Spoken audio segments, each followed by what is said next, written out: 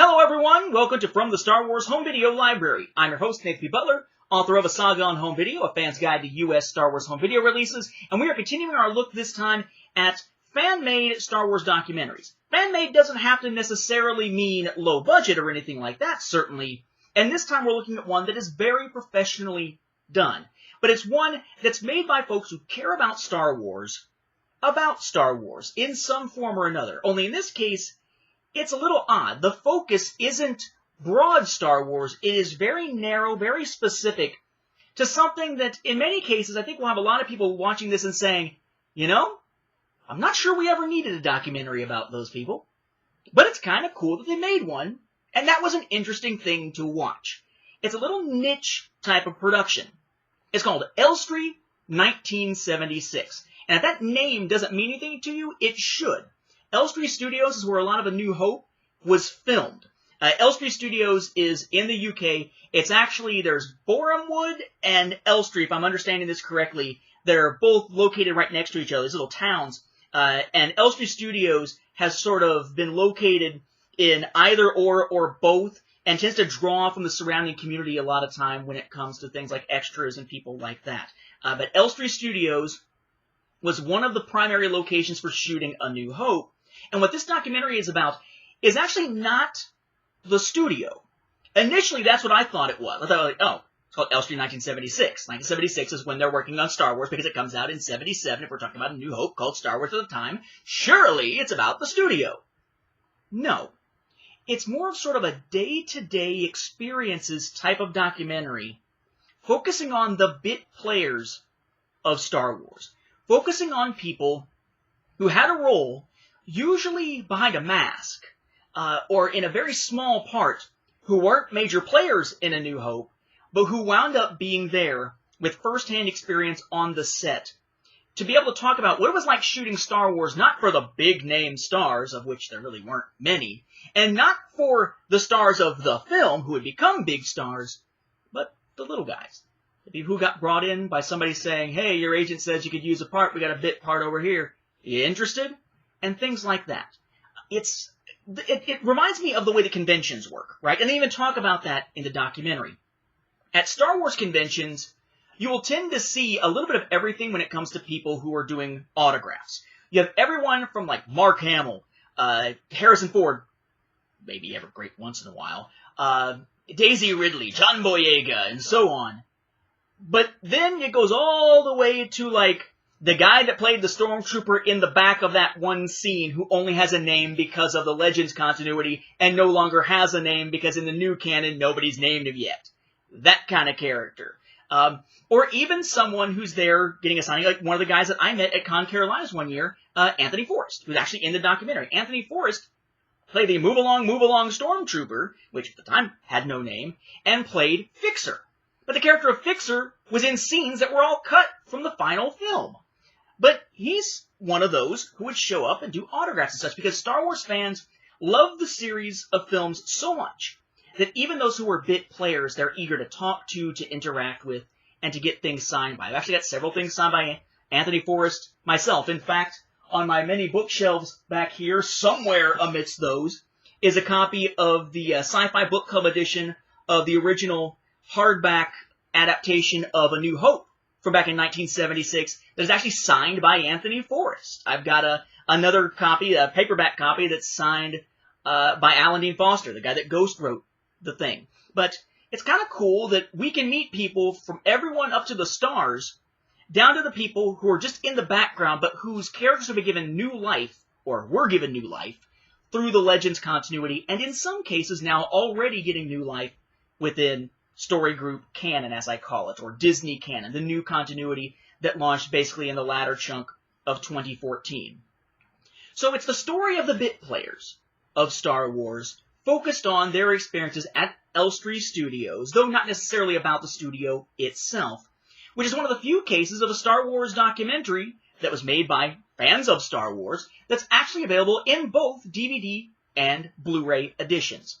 So, let's take a look at those editions. We'll start with DVD, the most basic. That is this. Okay? And I love the design they used for this cover. basically each of these shots, and there's 4 on here, and there's only 3 shots on the Blu-ray as we'll look at, has basically a character in costume holding either the mask or the helmet or whatever goes with it down at their side. Right? So we've got basically, you can see Greedo's body there, but holding the Greedo mask. Stormtrooper armor holding the Stormtrooper helmet. And so on. And so on here. I would note here that I do say, bit players, I should note that Dave Prowse actually takes part in the documentary. He's kind of a highlight of the documentary. The guy that's actually inside the Darth Vader suit, who he talks about in here doesn't tend to get invited to actual Star Wars conventions much. In fact, he says he's been banned because of some clash with Lucas. I'm assuming it's over his frequent criticisms about replacing his voice with James Earl Jones. Okay. But Dave Prowse is actually in here, hence that third one there being Vader, down to an X-Wing pilot. And then it says, "The masked men and women of Star Wars tell their stories." The Verge. A film by John Spira. Elstree, 1976. A testament to modern pop cultural obsession. Yeah, really. Screen Daily. I say, yeah, really, because only a pop cultural obsession would say, hey, you were in the back as this one character we see for like 5 seconds. I want to know your story. Yet it makes for some interesting counterpoints, I think, to a large degree, to hear these actors' stories versus the stories we always hear from the big stars of the films, or the leading people in the films. Then we have our side here, Stormtrooper helmet, Elstree 1976, product number, MVD visual, and then DVD logo down there at the bottom. The back, let's see, we have a official selection for a couple of film festivals up there at the top. Images, sort of dramatizing what you see as opposed to the actual individuals. Text about it that we'll check out momentarily. Some other shots from inside the documentary, or as it runs. Color, 2016, English, MVD 8459D, which is the product number, DVD video, MVD visual. You know, your cast, crew, information there, and your legalese down at the bottom. You open it up. Nothing special really on the inside. No insert or anything like that. You wouldn't really expect one. And then there is your very straightforward DVD, Elstree 1976, DVD logo, film rose, British Film Company, Verax, Canal Cat Films, and The Works. All the logos down there, MVD Visual, a division of MVD Entertainment Group, and then the product number yet again. It's cool. You got the guy that played Biggs. You got the guy that played Greedo. You got Dave Prowse, who, of course, was inside the Darth Vader suit. You got a bunch of others from the background. You got some X-Wing pilots. You even have Jeremy Bulloch popping in, talking a little bit about his portrayal of Boba Fett. Just cool little tidbits of these people behind various masks, or in some cases, helmets, within Star Wars. Most of whose faces you didn't actually see in the final film. But this is just the documentary on DVD. If you want some bonus features, you need to pick it up on Blu-ray, and that is this. Okay? Notice that the Greedo one from the top is gone, though that's probably my favorite one of the different images used here, but certainly these are a little more iconic. Special Director's Edition at the top. Only one quote, and the quote is different this time. It says, "The rare Star Wars story that hasn't been told," from IGN.com. Similar spine there, Stormtrooper helmet title, and then down here at the bottom, a Blu-ray disc. Duh, like we couldn't tell by the packaging here. Then on the back, similar stuff, just kind of compressed, and you don't have the film festival stuff there, and then it's got a list here of special features that aren't found on the DVD. The special features include deleted and extended scenes, a tour of Elstree Studios, which is pretty interesting, a filmmaker audio commentary, and a theatrical trailer for Elstree 1976. You pop it open. Again, no insert or anything. And the disc is basically pretty much identical there. Okay, you have the product number stuff down here, and it says Blu-ray disc instead of the DVD symbol, but basically otherwise the same clean, if dull, look to the label. And I should note here something of interest. The DVD, regular DVD back. The Blu-ray, kind of that blackish back. So I'm guessing these are print on demand when you order them, probably, but I can't be certain of that. If anything, it was at least a very small run of these. But let's see what it says about it. Each of these has the same description in the text. I'll use the one with bigger text because, you know, specs and all.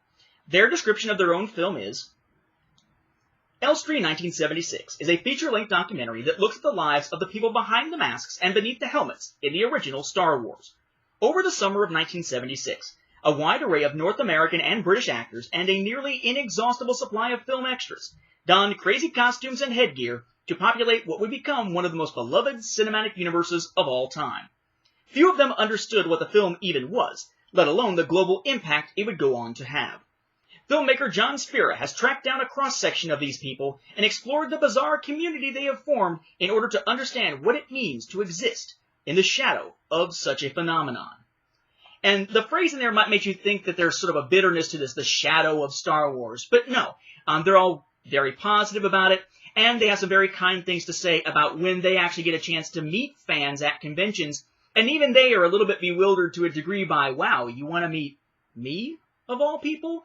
But they share sort of a joy in that is nice and uplifting, especially if you're about to go to a convention where you might meet some of these people and sort of wonder about this phenomenon of some of the lesser-known players. You know, I forgot plays Biggs or Boba Fett or Vader being exceptions here.